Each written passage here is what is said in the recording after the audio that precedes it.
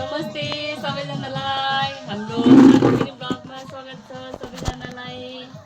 आज चाहिँ हामी यहाँ हुक्का काकाको रातो घरमा चाहिँ सेकुवा पोलेर खान आएको छौँ। यहाँ बहिनीहरूसँग मेरो छोरा आशीपट्टिको लागि बनाइराखेको छ। म चाहिँ यहाँनिर बङ्गुरको मासुलाई चाहिँ सेकुवा बनाउनको लागि चाहिँ रेडी गर्दैछु। आसिफले फेरि मुख चाहिँ डेन्जर बनाइदिनु भएको छ। यो के हो? अब सिस्नु पनि रेडी भइसक्यो। यहाँनिर यतातिर हाम्रो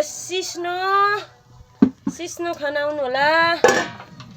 अनि यतातिर तरकारी बङ्गुरको मासु रहेछ। बस पैसा मात्रै लिएर आउनु पर्ने रहेछ है।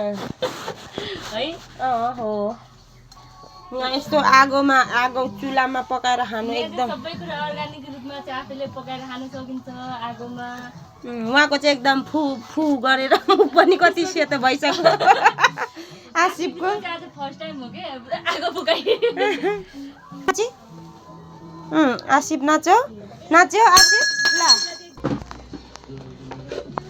गाइज हाम्रो चाहिँ यहाँ रेडी भइसकेको छ। अब पोल्नु मात्रै बाँकी छ।